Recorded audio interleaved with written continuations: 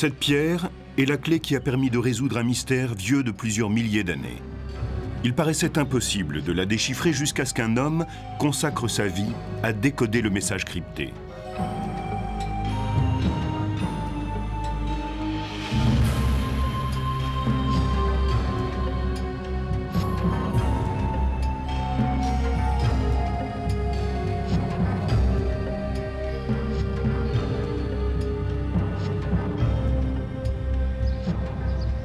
À Londres, le British Museum présente de nombreux objets remarquables de l'Égypte ancienne, parmi lesquels des momies datant de 3000 ans et des statues monumentales dédiées au grand pharaon. Mais il est un objet encore plus important que tout cela. À l'entrée des collections égyptiennes se trouve une grande table de pierre. On pourrait l'ignorer si elle n'était particulièrement mise en valeur.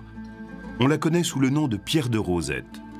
C'est un des plus grands trésors de tous les temps.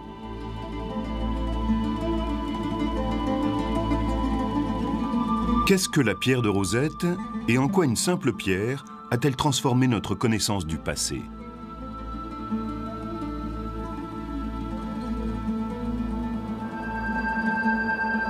Pendant 2000 ans, l'histoire de l'Égypte antique a été ensevelie sous les sables du temps. Voyageurs et érudits étaient conscients de l'existence de populations mystérieuses dont ils ignoraient tout. Qui étaient les hommes qui avaient élevé ces pyramides aussi hautes que des montagnes? À quel dieu étaient consacrés ces temples immenses, aussi vastes que des villes? Et pourquoi enfouissaient-ils à côté de leurs morts ces fabuleux trésors?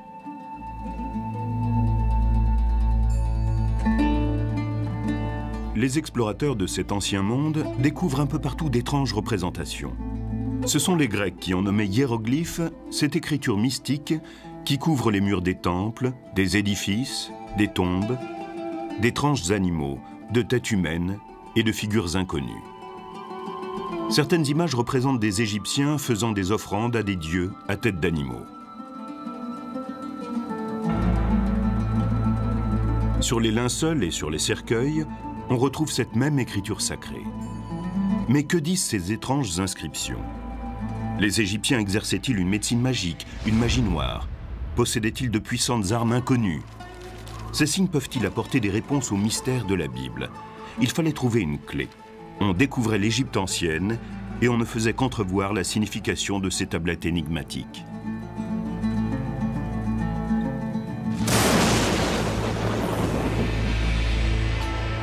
Déjà à l'époque du Christ, on considérait les anciens Égyptiens comme des légendes d'un passé lointain.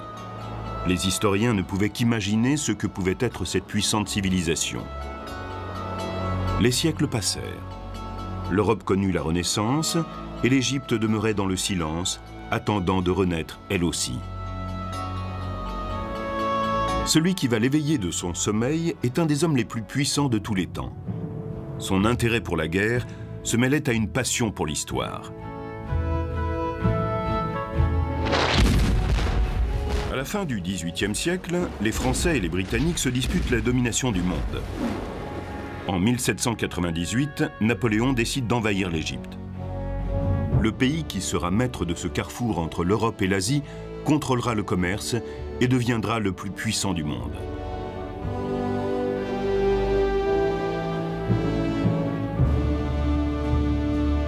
À ce moment-là, Napoléon a 29 ans. Il est devenu une légende dans l'armée française. Ses victoires en Italie sur les forces autrichiennes ont impressionné le reste de l'Europe. Son sens de l'histoire et de son destin personnel vont l'amener à considérer l'Égypte comme son prochain objectif.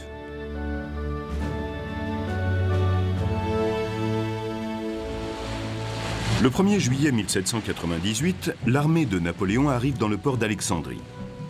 À côté des 38 000 soldats, on compte 167 érudits parmi les meilleurs que compte la France. Il est très rare que des expéditions militaires soient liées à des recherches universitaires. Quel est le projet de Napoléon? Pourquoi est-il ainsi fasciné par l'Égypte antique?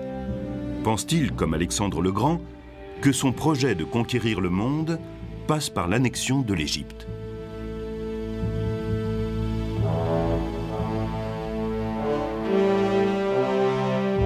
Napoléon, mégalomaniaque, voyait en l'Égypte plus qu'une simple pierre angulaire de son futur empire. Il en connaissait les légendes, l'ancienne puissance et l'histoire. C'était le pays des pharaons, dont les souverains étaient tenus pour des dieux par leurs sujets. Ils avaient régné pendant 2000 ans sur la plus grande civilisation du monde. Napoléon était bien décidé à percer leurs secrets. Comme Jules César, il pensait pouvoir gagner le cœur et l'esprit du peuple. Se voyait-il déjà le prochain pharaon? En tant que membre de l'Institut français d'égyptologie, Napoléon avait personnellement sélectionné les savants qui participaient à cette force expéditionnaire. Tandis que l'armée française remonte le Nil et écrase toute opposition sur son passage, les chercheurs se mettent immédiatement au travail et créent dans la ville du Caire un institut qui devient le quartier général de l'expédition scientifique. Ils sillonnent le pays, explorent les tombeaux, escaladent les monuments, étudient, font des esquisses et peignent tout ce qu'ils voient. Ils glanent des informations d'une richesse incroyable. Napoléon exige d'être informé en permanence. Il veut apprendre immédiatement les réponses qu'il pourrait trouver aux mystères qui l'intriguent. Tandis que les Français sont occupés à conquérir le pays et ses trésors, l'Angleterre ne reste pas inactive. La flotte britannique attaque, elle détruit les bateaux français et commence un siège qui durera 2 ans.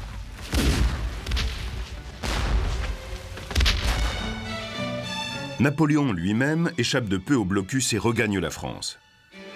Ses espoirs de gouverner le monde sont brisés. Tandis que son armée abandonnée essaie tout simplement de rester en vie, les scientifiques et les chercheurs sont en train de donner naissance à l'égyptologie moderne. Se hâtant contre l'inévitable défaite que vont leur infliger les Britanniques, ils intensifient leurs efforts pour copier et analyser le plus d'éléments possible. Ils veulent élucider les mystères de l'Égypte antique. Assez ironiquement, ce n'est ni un chercheur, ni un savant qui fait la découverte la plus importante de toutes, mais un soldat. À la mi-juillet 1799, le siège se poursuit et les Français continuent à tenir leur position. Sur les bords du Nil, là où ils se jettent dans la Méditerranée, se trouve une ville appelée Rosette, ou Rachid en arabe. Pour reconstruire le vieux fort arabe de la ville, des hommes, sous le commandement du lieutenant Pierre-François-Xavier Bouchard, commencent à s'attaquer aux murs. Il était courant à l'époque de prendre des matériaux dans les anciens temples pour construire de nouveaux édifices. Parmi les éléments de ces murs, ils trouvent une grande table de pierre que personne n'avait remarquée depuis les pharaons. C'est en démolissant un mur du fort que les soldats tombent sur la tablette. Immédiatement, ils remarquent sa particularité et devinent son intérêt potentiel. Les inscriptions sont gravées dans la pierre encore poussiéreuse selon 3 types d'écriture: grecque, égyptienne courante qu'on appelle démotique et hiéroglyphe. La pierre a été comme une découverte magique. Cela a été un coup de chance extraordinaire. Quelqu'un avec une certaine connaissance et une certaine curiosité ne pouvait que dire devant cette pierre « Waouh, qu'est-ce qu'on a trouvé ?» C'est sûrement important pour la compréhension des hiéroglyphes.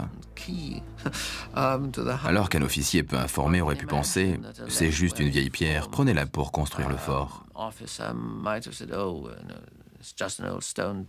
On a souvent dit que c'était une chance que l'officier qui l'a trouvée ait été français et non pas britannique, car ils étaient peut-être un peu plus forts intellectuellement.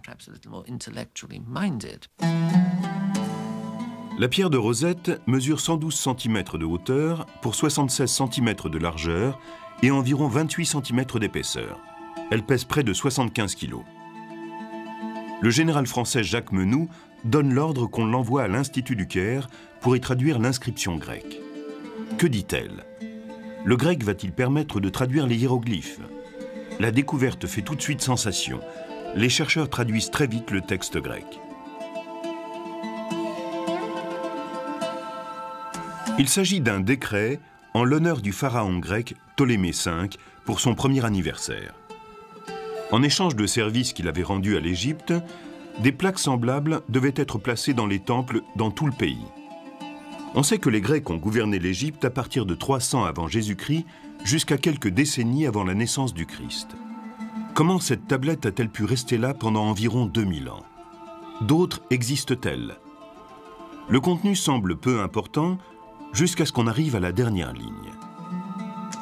Le décret est inscrit sur la pierre en caractères grecs, égyptiens sacrés et courants. Et les trois textes devraient dire la même chose. La nouvelle se répand très vite en Europe.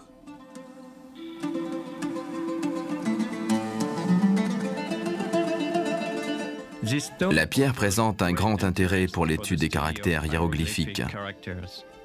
Peut-être va-t-elle même nous donner enfin la clé. Courrier de l'Égypte, août 1799. La pierre de Rosette ne va pas rester longtemps aux mains des Français. L'étau des Britanniques se resserre et les Français sont forcés de se rendre. Mais un général parvient à cacher la pierre pour empêcher l'ennemi de s'en emparer. Cependant, au cours des négociations, les Britanniques la réclament. Pensent-ils que les hiéroglyphes pourraient leur révéler des secrets militaires? La pierre va-t-elle mettre un terme au long silence de l'Égypte antique?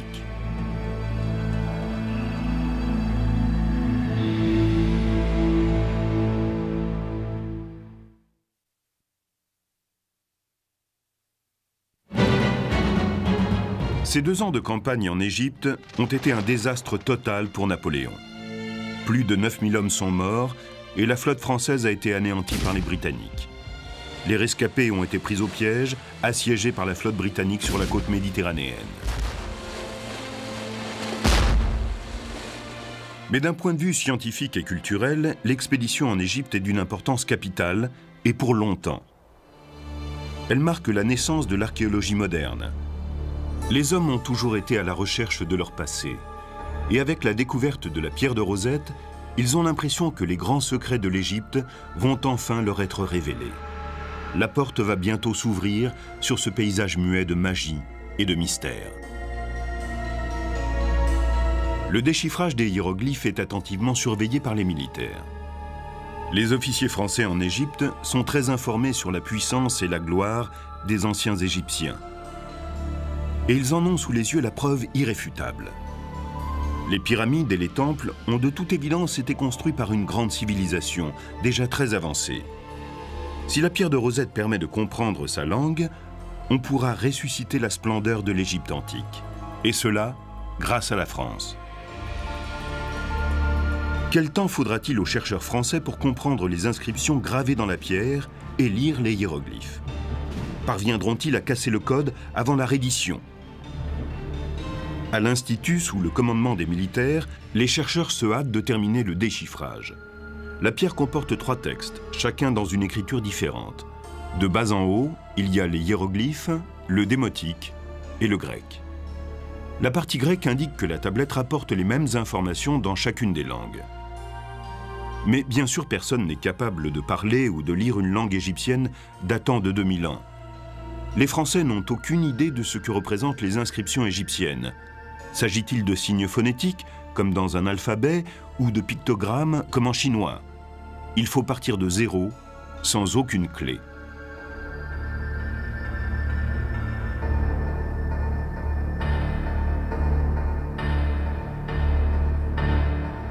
Il y a encore un autre obstacle.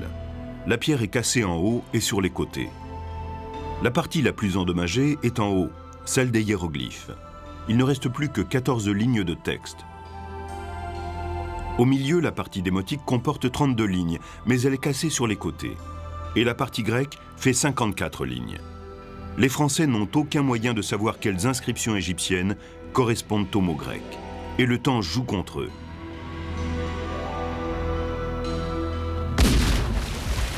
En août 1801, 2 ans après la découverte de la pierre de Rosette, l'Angleterre met fin au siège en attaquant les Français et en les forçant à abandonner l'Égypte.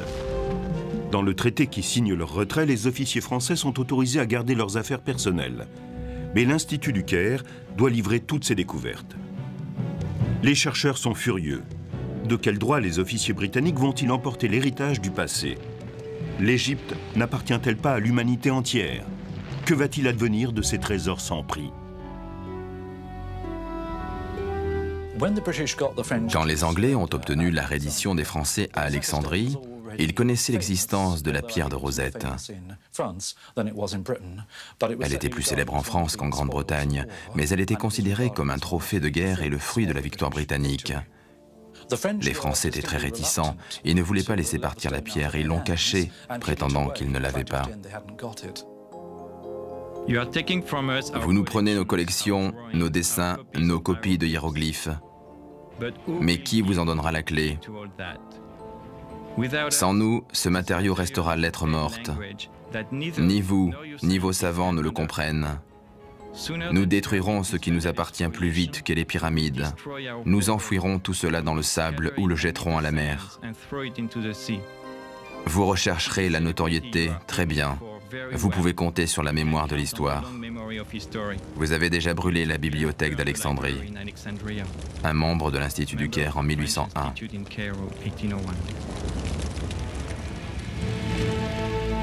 Le général Jacques Menou, qui commande l'armée après le retour de Napoléon en France, tente de garder la pierre de Rosette. Après la défaite, il essaie de lui faire quitter l'Égypte en cachette. Il l'enroule dans ses vêtements et la dissimule parmi ses effets personnels.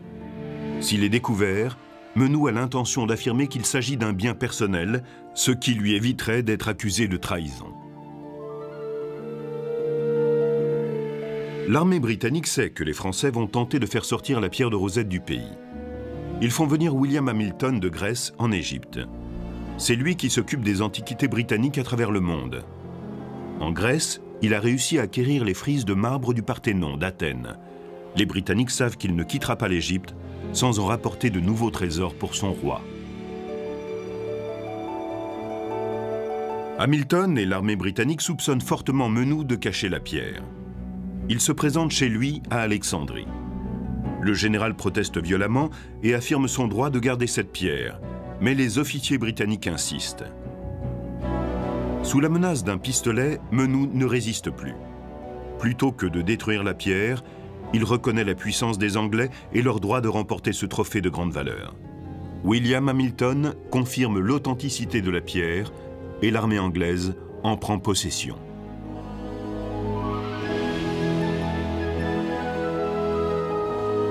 La pierre de Rosette est immédiatement expédiée en Angleterre, où elle arrive en février 1802. La Grande-Bretagne possède maintenant la clé du mystère égyptien, mais les Français en ont fait des copies. Une course contre la montre s'engage pour déchiffrer les mystérieuses inscriptions. La gloire attend l'homme qui va trouver la clé de la puissance et des richesses de l'Égypte. Sous l'œil du monde entier, les plus grands savants se battent pour être celui-là.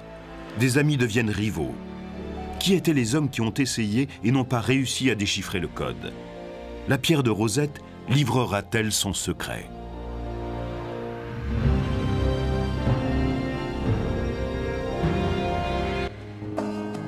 Tandis que l'Égypte antique est redécouverte par les Français et les Anglais, d'autres événements importants se déroulent dans le reste du monde.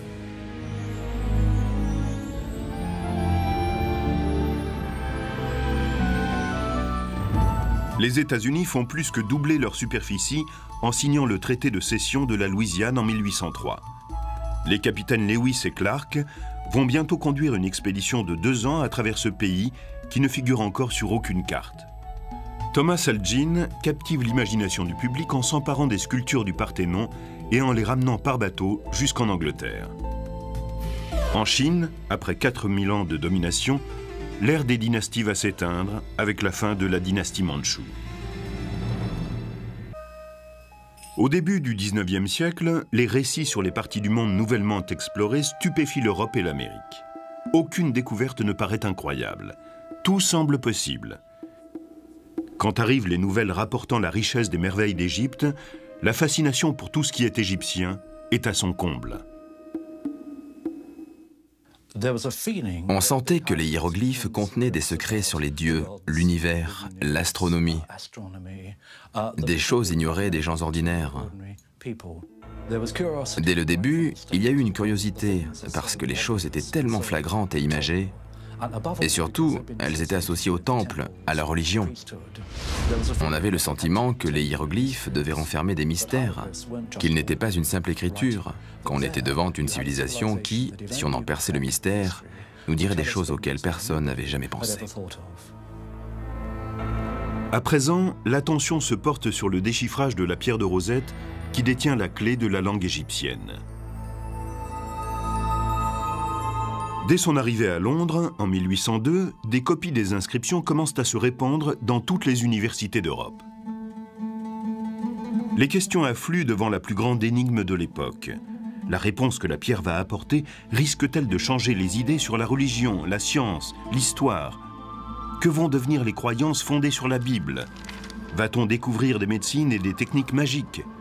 Comment une civilisation aussi avancée a-t-elle pu disparaître? Les linguistes commencent à étudier la relation entre les trois textes, mais aucun modèle ne s'impose. La pierre brisée semble résister à toutes les tentatives de croiser les mots et les phrases. On ne parvient à identifier parmi les hiéroglyphes aucun mot ni aucune phrase.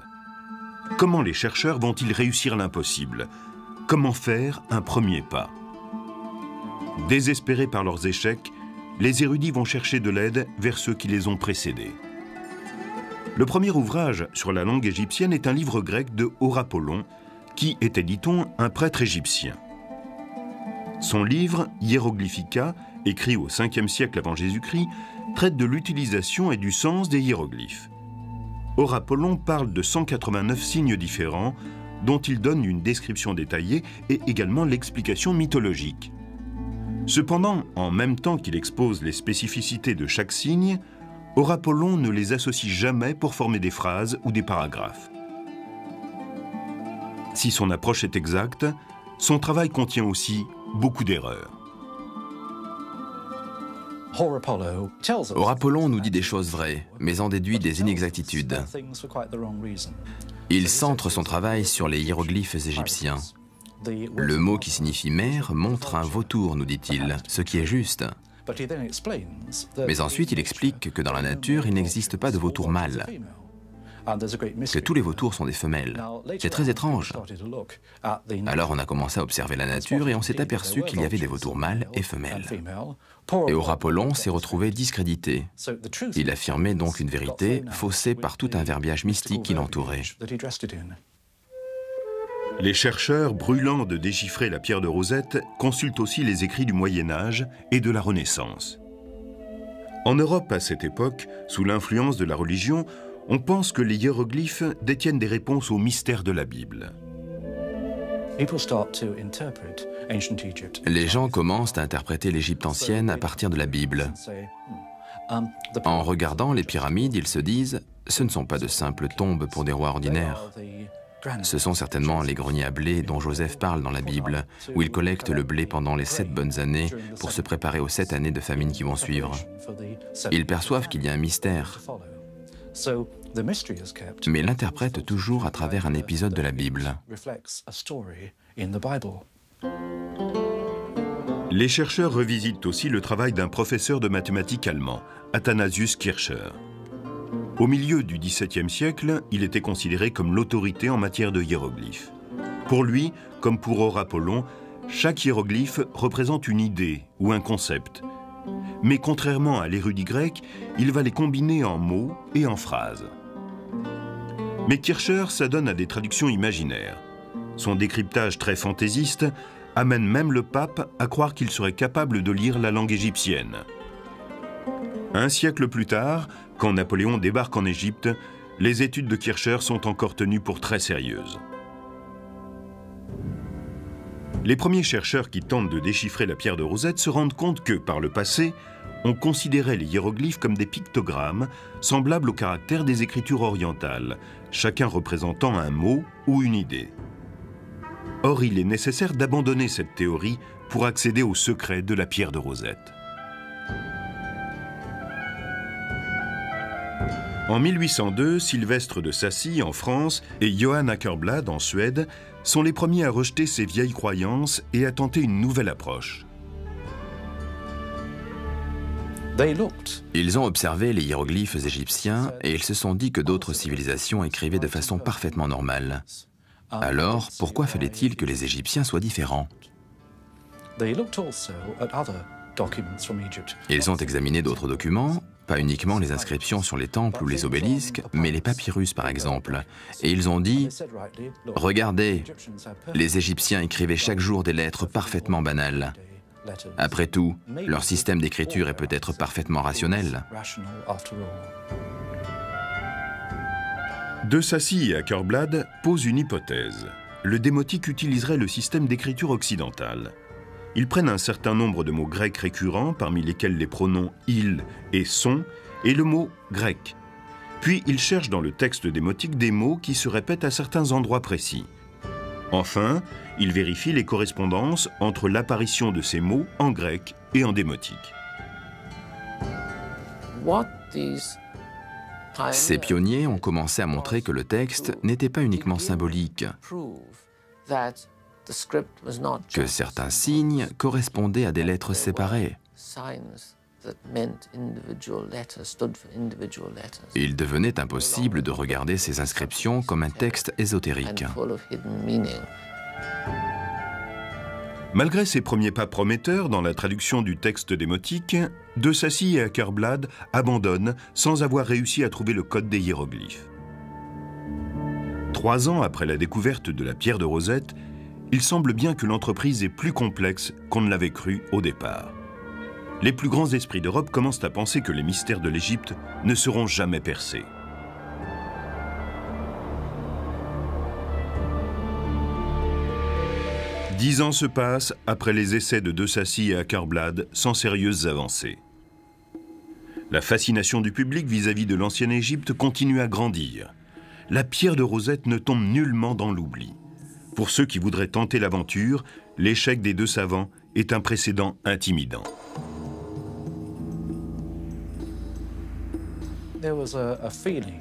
Ceux qui voulaient déchiffrer la pierre sentaient que si l'enjeu était important, le risque l'était aussi. On pouvait finir couvert de gloire ou bien aussi complètement fou.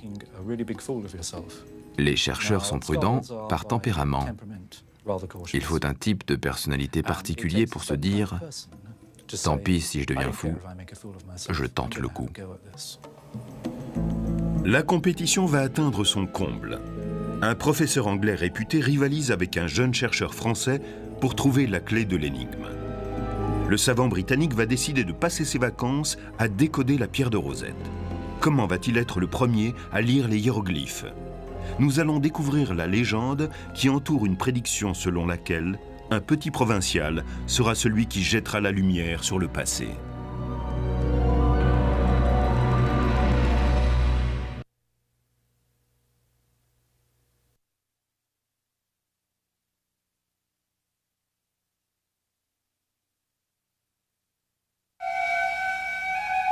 On découvre sans cesse des tombes et des temples couverts de hiéroglyphes, mais personne n'est capable de lire les secrets de l'ancienne Égypte.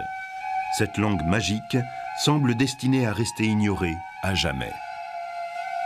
On va fêter le 15e anniversaire de la découverte de la pierre de Rosette, mais le déchiffrage n'a pas avancé. Les échecs semblent avoir conduit les chercheurs à renoncer. Pourtant, 2 hommes vont bientôt faire un grand pas en avant, et chacun affirmera être le premier.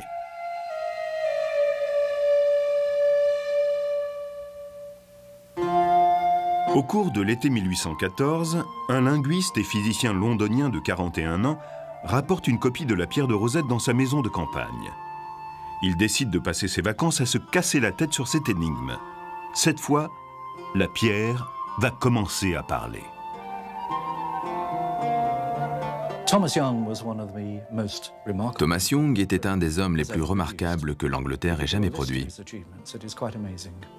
La liste de ses succès est proprement stupéfiante. Il travaillait dans le domaine de la lumière et certaines de ses découvertes sont à l'origine de certains aspects de la physique moderne. Il s'est intéressé à l'œil humain, à la façon dont on perçoit les couleurs. Ses théories fondent aussi l'optique moderne.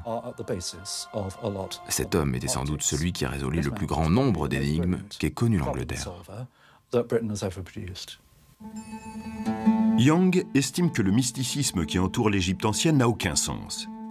Il ne pense pas découvrir les secrets de l'univers. Ce qui l'attire dans la pierre de Rosette, c'est ce problème non résolu qu'il veut tenter de déchiffrer.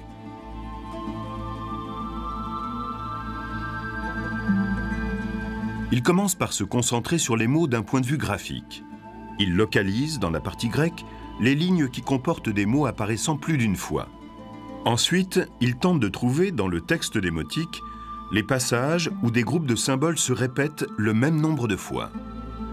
Avec ce système, Young parvient à identifier 86 traductions démotiques, parmi lesquelles les mots roi, Ptolémée et Égypte.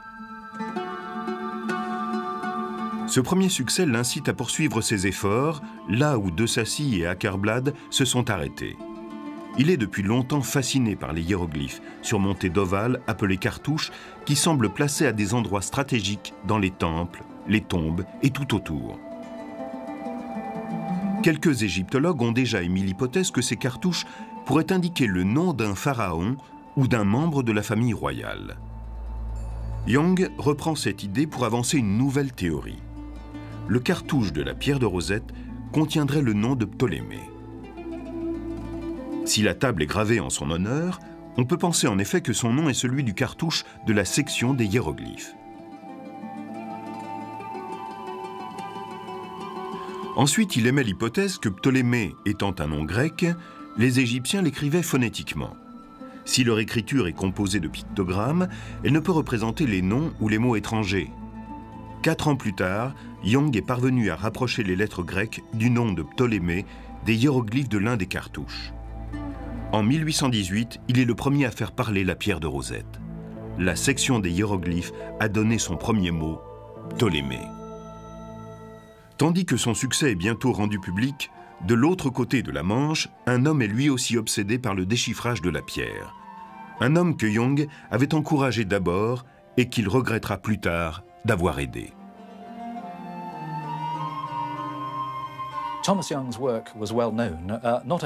Le travail de Thomas Young était bien connu pas seulement en Angleterre, mais aussi dans d'autres pays.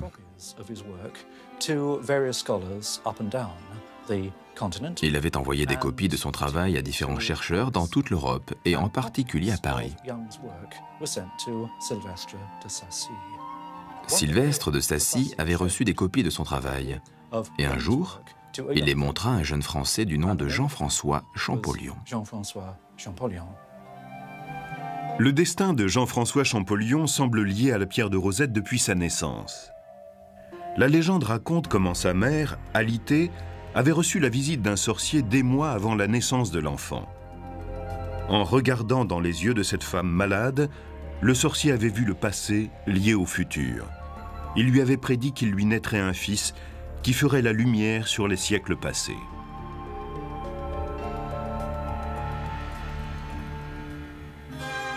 Champollion est né en 1790 à Figeac, dans la famille d'un libraire.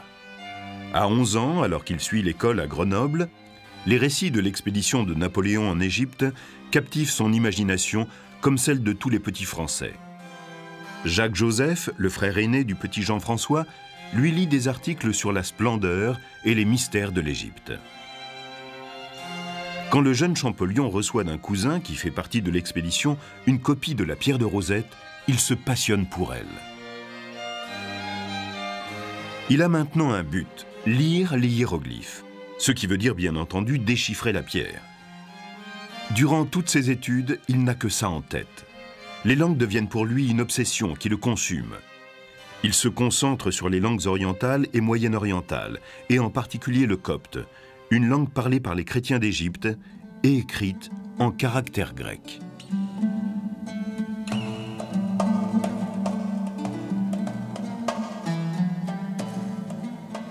À 14 ans, Champollion travaillait énormément, non pas pour ses études, mais sur les hiéroglyphes égyptiens.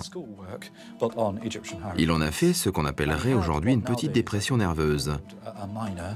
On l'envoie se reposer en convalescence et de là il écrit une lettre à son frère aîné où il lui dit « Je m'ennuie tellement, envoie-moi une grammaire chinoise ».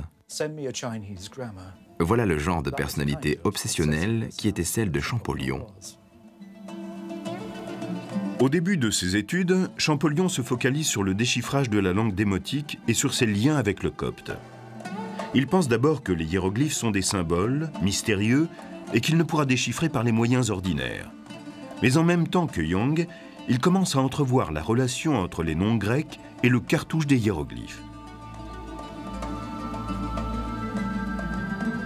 Quand il prend connaissance des avancées de Young, Champollion se rend compte immédiatement de leur exactitude. Il décide de mener plus loin encore la recherche. Il obtient un cartouche portant le nom de Cléopâtre, venu du temple de Philae. Ptolémée et Cléopâtre ayant des lettres communes, leurs hiéroglyphes devraient faire apparaître des signes similaires. Champollion examine ces deux noms dans l'écriture hiéroglyphique et se dégage le P, le L et le O. Il vient de prouver la véracité de la théorie de Young. Les noms étrangers sont épelés phonétiquement dans les hiéroglyphes. La porte de l'énigme s'est ouverte et le jeune chercheur va pouvoir la franchir. Champollion s'est rendu compte que Young avait raison. Il a montré comment les hiéroglyphes transcrivaient les noms des pharaons d'origine grecque. Mais ce n'était qu'une partie du problème. Peut-être cette façon d'écrire les noms étrangers n'était-elle utilisée qu'au cours des périodes les plus récentes. Qu'en était-il pour des périodes antérieures? Champollion examine alors la copie d'une inscription du grand temple de Karnak. Sur celle-ci, le nom d'un pharaon se répète à plusieurs reprises. Il comprend 3 signes. En haut, c'est le disque du soleil, et Champollion sait qu'en copte, il se prononce Ra. En bas, une lettre que Thomas Young a déjà identifiée, le S.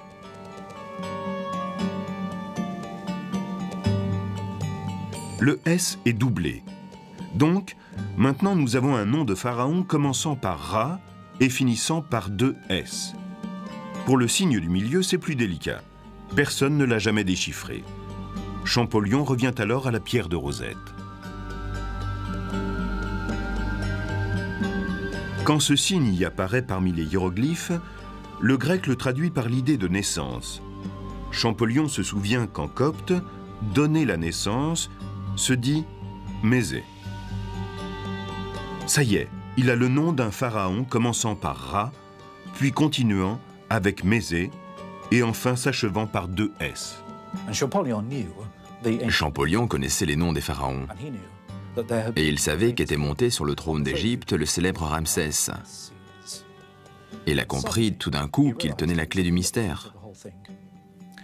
Sa connaissance du copte, les travaux de Thomas Young et son immense savoir sur l'Égypte antique lui avaient permis de faire cette découverte capitale. Je pense qu'à ce moment-là, il s'est dit « Je tiens l'affaire, je l'ai ». Young réagit de façon ambiguë. S'il est heureux de voir quelqu'un faire avancer ses recherches, il est en même temps furieux du manque de reconnaissance de Champollion. Et si le travail du jeune chercheur est remarquable, celui de Young, lui, est publié. Quand enfin les résultats de Champollion sont publiés, il devient la coqueluche du tout Paris. La France entière célèbre le français qui a le premier déchiffré les hiéroglyphes, même si cette affirmation est controversée. Quant à lui, il poursuit son formidable travail avec une ténacité et une rapidité étonnantes. Il décide d'établir une liste complète de tous les pharaons avec les dates de leur règne. En 1824, Champollion constitue un alphabet hiéroglyphique formé de 23 signes. Pour cela, il utilise des copies d'inscriptions qu'on lui rapporte d'Égypte. Que se serait-il passé s'il avait fait le voyage en Égypte et observé les hiéroglyphes sur place? Aurait-il pu aussi bien les faire parler? Que lui aurait-il dit?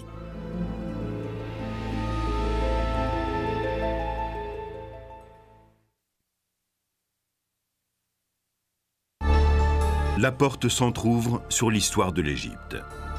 La pierre de Rosette est bien la clé qui va permettre de comprendre les hiéroglyphes. Mais que disent-ils? Quels secrets, quels mystères vont-ils révéler?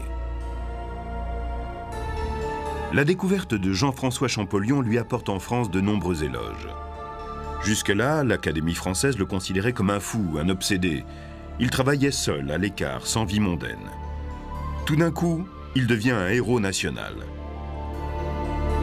Le gouvernement français lui demande de négocier l'achat de la collection de l'égyptologue britannique Henry Salt. Et en 1827, quand elle rejoint les collections du musée du Louvre, Champollion devient le premier conservateur du département des antiquités égyptiennes. Mais il voit plus loin. Il veut aller en Égypte.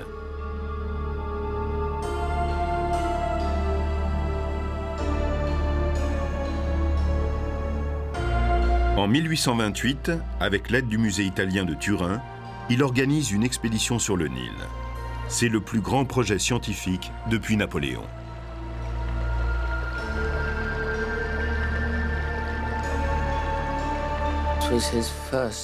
C'est la première fois qu'il se retrouve face à des documents égyptiens. C'est une confrontation stupéfiante. Il court dans tous les sens, il déchiffre des cartouches. Son obsession à l'époque était de dater les monuments et d'établir la chronologie des pharaons. L'étude de l'histoire égyptienne n'avait pas de véritable base de travail qui aurait pu servir pour étudier les monuments. Le voyage de Champollion permet d'établir sans doute possible l'efficacité de sa méthode. Il peut lire les hiéroglyphes qui ornent les murs des temples. Son travail est maintenant reconnu. Il a fondé seul l'égyptologie. Ce vaste pays a quitté le silence où il était plongé et nous parle depuis son glorieux passé.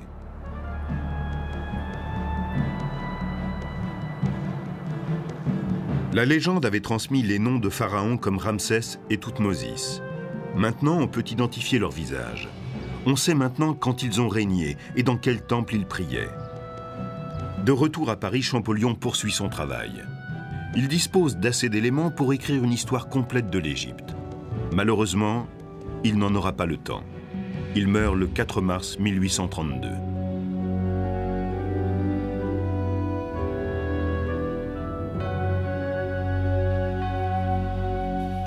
Champollion n'a jamais douté de ses capacités, ni de son succès. Il est mort à 42 ans seulement, mais à la fin de sa vie, on avait compris ce qu'il avait fait. Et la France a créé pour lui une chaire d'égyptologie, la première au monde. Il est mort en sachant que ses efforts étaient reconnus. Mais une grande partie de son travail restait à l'état de notes. Alors, son frère aîné les a rassemblés et publiés en sa mémoire. Champollion s'était concentré sur l'histoire des pharaons.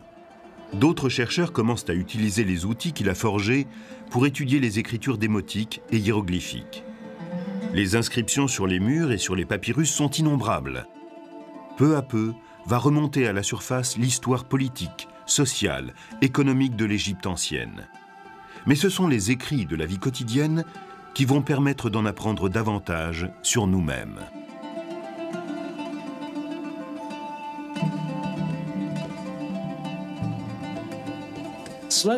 Au fur et à mesure, il devient clair que les Égyptiens étaient comme nous.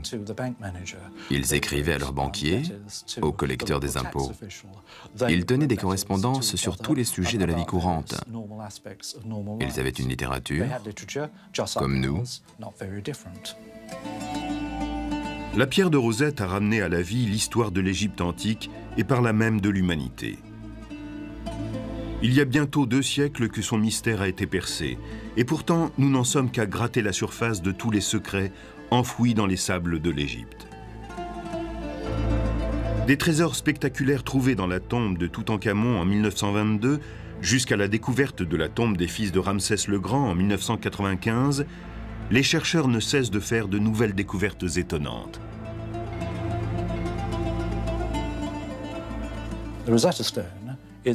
La pierre de Rosette marque un point de rupture avec la période où tout ce que nous savions sur nos origines venait de la Bible ou des écrits grecs et romains.